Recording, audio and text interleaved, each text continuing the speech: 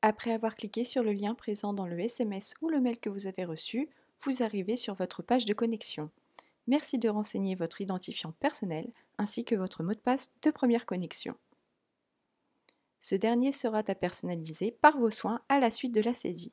Pour cela, vous devez choisir un mot de passe qui contient au moins 8 caractères, une lettre majuscule, une lettre minuscule, un chiffre, ainsi qu'un caractère spécial.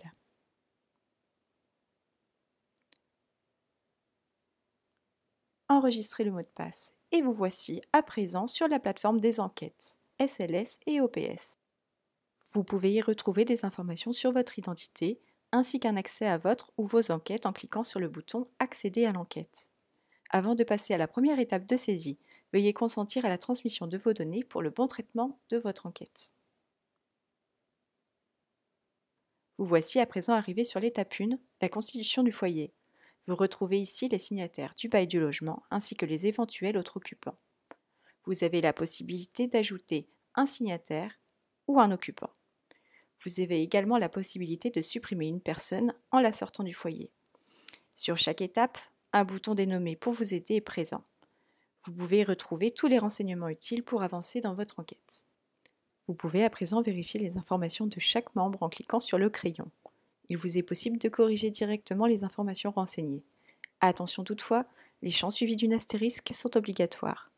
Une fois le tout vérifié, cochez la case certifiant que les informations saisies sont correctes et conformes, puis enregistrez vos modifications.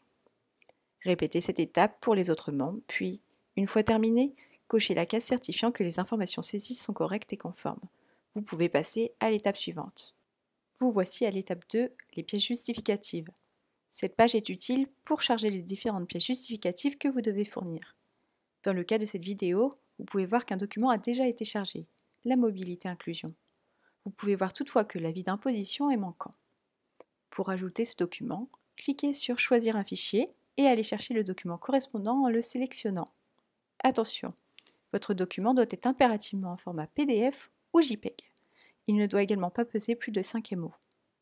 Afin de confirmer l'envoi de votre fichier, cochez la case correspondant à la nature du fichier envoyé.